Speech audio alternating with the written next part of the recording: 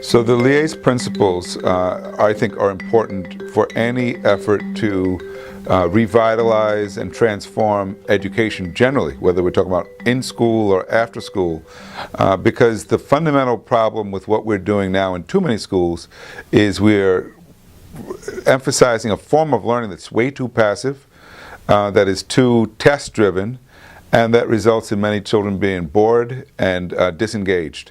And what we really need to transform and focus on is how to get students more motivated and more invested in learning. This is especially true, I think, in urban areas for young men of color who have some of the highest levels of dropout and most likely to have discipline problems in schools. And much of that, I think, could be addressed through classrooms that were more intellectually engaging, that were more challenging, and that really tapped into their interest in technology, their interest in how knowledge is applied in the outside world. And I think all the LIAS principles begin to address this. And these are issues that are certainly relevant both in school as well as outside of school. Well, too much of what we're doing in school reform efforts focuses on issues like teacher effectiveness as measured by student test scores, or focuses on how to raise test scores based on how to change the curriculum. Not enough of it focuses on motivation and engagement on the part of students. And I think that's the missing ingredient in reform. It's part of the reason why so much of the reforms that we've implemented over the last several years don't work. Somehow we've ignored the fact that if you don't change the ways in which students apply themselves to school and to learning, then you're not going to change outcomes. To put most simply and most obviously, we can't do it without the students. The students are an integral part of the process of changing outcomes, of closing the achievement gap, of improving schools. And if you don't find a way to make learning matter to students, then much of what the adults are trying to do will fail.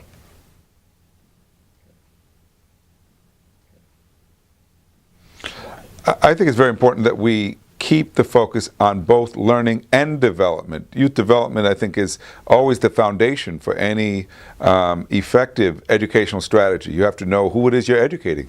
What are the developmental needs and challenges that they present in a classroom? I think one of the real problems with the way we think about learning is we focus on achievement as measured by test scores.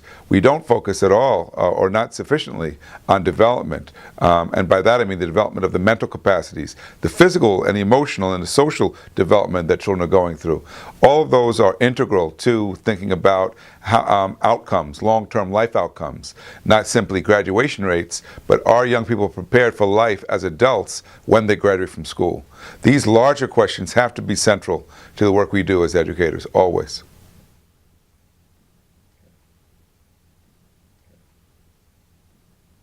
Meaningfulness, I think, is really important. It's especially important for kids who come from low-income communities and kids who come from families where no one's gone to college.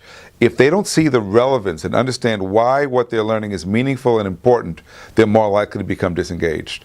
Unlike middle-class kids, many times middle-class kids will learn something simply because they're told by adults, this will get you into college.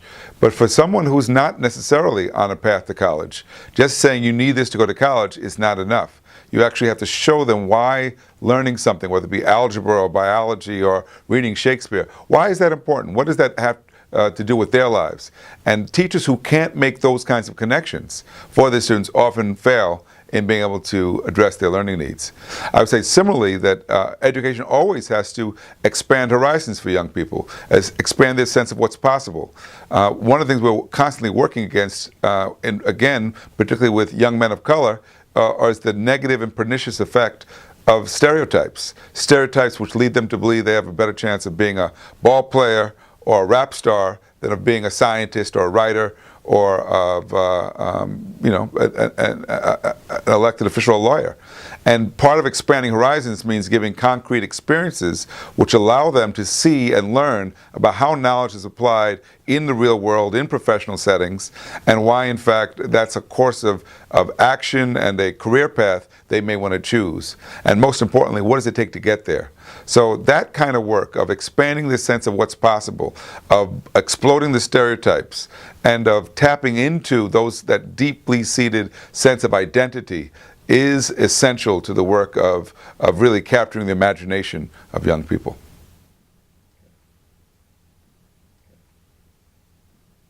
Well, I think one of the things we know from child development research is that children learn at very, very early ages, and it's almost intrinsic to their nature. To be human is to learn. What happens for many children, though, is the longer they're in school, the less that desire to learn is nurtured and fed.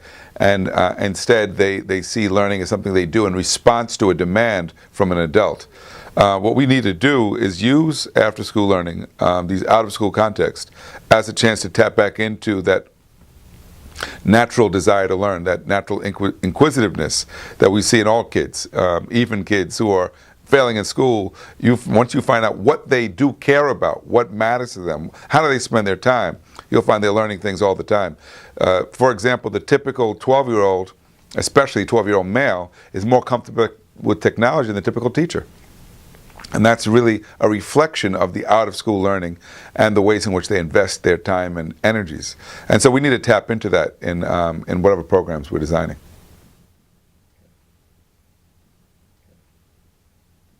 The learning conversation is important because when you focus on learning, you can transform teaching. Teachers have to be constantly aware of how what they do impacts learning. Not simply achievement as measured by a test score, but learning itself, whether or not the learning process results in our students and children becoming not just more motivated, but gaining a sense of mastery and a sense of command over the material and the knowledge that they are exposed to. And when we stay focused on learning, then that process through which they acquire information and apply information and internalize it and make it their own becomes more central to our work. And I would say that's what we should be spending a lot more time thinking about, because unfortunately in too many of our schools, the amount of learning time and the real clear evidence that learning has occurred is actually scant and results in lots of young people, even those with high grades, graduating from school and really not being prepared for college or for life. Well, you certainly see lots of young people being channeled into special education, sometimes because they have real learning disabilities, but I think very often it's because they haven't been taught well and because they become more and more discouraged and less lose that confidence. And so if you want to change that, you really have to change the teaching.